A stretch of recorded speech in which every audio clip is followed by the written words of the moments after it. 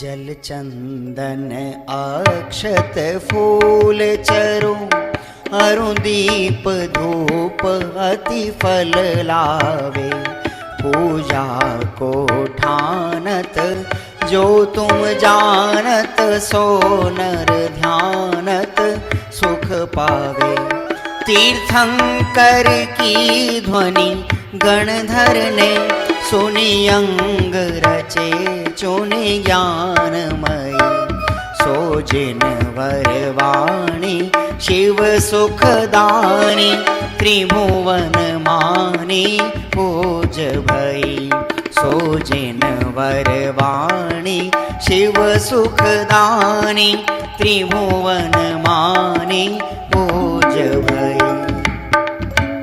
ओम ह्रीं श्रीजिन मुखोद्भूत सरस्वती देवे अनर्घवत प्राप्ते अर्घ्यं निर्वपामीति स्वाहा।